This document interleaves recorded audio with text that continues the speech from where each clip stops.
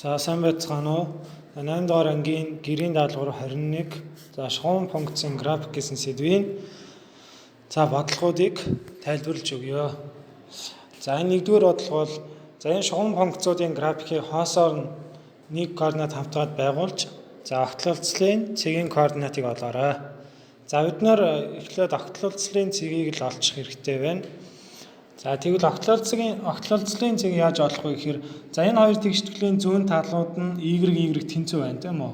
Тэгвэл би баруун талуудыг тэнцвүүлэх ёстой.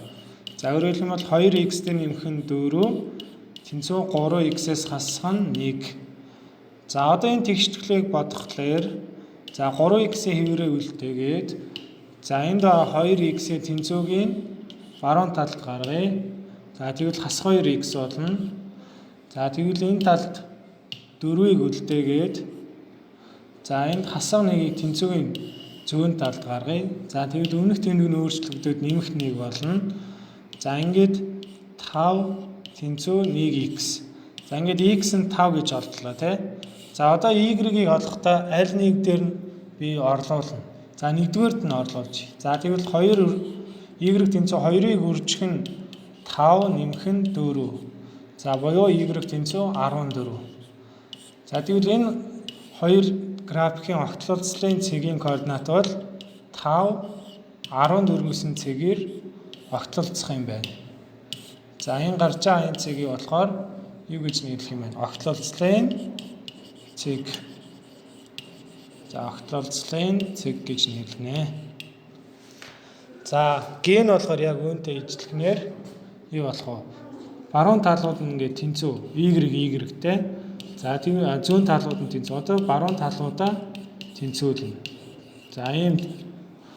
За одоо x-үүдийн нэг тал нь ялгая гэхээр хасах 3x маань тэнцүүгийн зүүн талд гараад нэмэх 3x болно тий. За энэ талд бол 2x байгаа.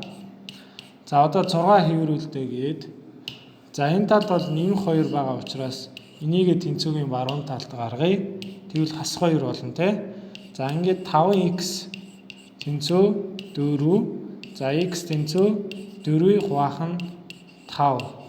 За буюу 0.8 гэж гарна гэсэн үг. За x маань 0.8 гарлаа. За одоо y-ийг олохдоо би аль нэгэнд нь орлуулна. За нэгдүгээр тэгштгэлээ сонгоч. Тэгвэл 2-ыг үржих нь 0.8 нэмэх нь 2.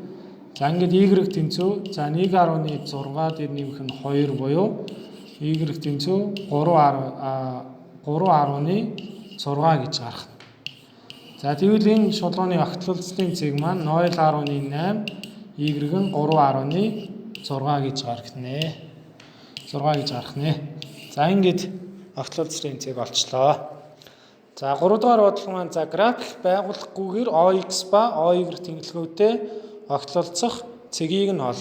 За тэгвэл дээд нь яаж олох вэ гэхээр эхлээд багш нь OY тэнглэгийг огтлох цэгээ олъё. За тэгвэл OY цэгээ олохын тулд би x-ийн оронд тгийг орлуулна. За тэгвэл y юу гарах вэ гэхээр хасах тгийг хуваах нь 3 дээр нэмэх нь 4 буюу энэ 4 л гарна тий. Тэгвэл OY тэнглэгийг ямар цэгээр огтлох юм бэ? 0 4 гэсэн цэгээр огтлох юм байна. За одоо OX тэнглэгийг огтлох цэгийг олох ёстой. OX тэнглэгийг огтлох. За үүний тулд багш нь y-ийн оронд тгийг орлуулна. За тэгвэл юу болох вэ гэхээр хасах x-ийг хуваах нь 3 нэмэх нь 4 тэнцүү тэг. За энэс хасах x хуваах нь 3 тэнцүү хасах 4 болно. За энэс хасах x тэнцүү хасах 12 гэсэн үг. За энэс 1x тэнцүү нэмэх 12. За тэгвэл OY тэнглэгийг энэ функцийн график бол 12 тэг гэсэн цэгээр огтлох нэ. За энэ дөрвөн ёсоор олох юм байна. За тэгвэл ээд нь яаж бодох вэ гэхээр заавас адилхан эхлээд багш нь OX тэнглэгийг огтлох OY тэнглэгийг огтлох цэгийг олъё. За OY тэнглэгийг ямар цэгээр огтлох вэ гэдгийг олъё. За үүний тулд юуны оронд тгийг орлуулах вэ? X-ийн оронд тий. За тэгвэл y хэд гарах вэ гэхээр 3-ны хуваах нь 4-ийг тэгээр үржүүлээд 2-ны 1-ийг хасна. За эндээс бол x хас y нь хас 2-ны 1 гарна. Тийм үү? Y нь хас 2-ны 1. За эндээс тэг хас 2-ны 1 гэсэн цэгээр OY тэнглэгийг огтлох нэ. За одоо багш нь OX тэнглэгийг огтлох цэгээ олох ёстой. За үүний тулд Y-ийн оронд тэгийг орлуулдаг те. За тэгвэл юу болох вэ гэхээр за 3-ны 4x-ээс хасан 2-ны 1 тэнцүү тэг. За эндээс явах уу? 3-ны 4x тэнцүү 2-ны 1. За пропорцлж үржүүлэх юм бол 6x тэнцүү 4 гэж гарна. За эндээс 1x тэнцүү 4-ийн хуваах нь 6 буюу хураах юм бол 3-ны 2. За тэгвэл OY тэнглэгээ 3-ны 2 ба тэг гэсэн цэгээр огтлох юм байна.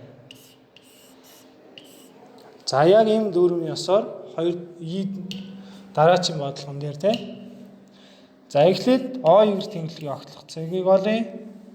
За үүний тулд би x-ийн оронд тэгийг орлуулна. За эндээс y тэнцүү 2-ыг үржих нь тэг дээр нэмэх нь 11 буюу за эндээс y тэнцүү 11 гэж гарах юм байна. За тэгвэл энэ функц болохоор 0 11 гэсэн цэгээр OY тэнглэгийг огтлох юм байна. За одоо OX тэнглэгээ огтлох цэгээ олох ёстой. За үүний тулд би юуны оронд тэгийг орлуулах вэ гэхээр y-ийн оронд тэгийг орлуулдаг те.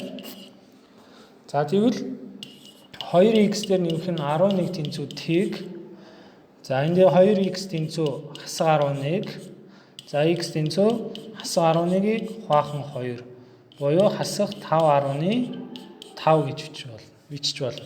За эндээс энэ функц болохоор OX тэнглэгээ хасах 5.5. За мөн тэг гэсэн цэгээр огтлох нэ. За энэ бол OX тэнглэгээ огтлох цэг тий.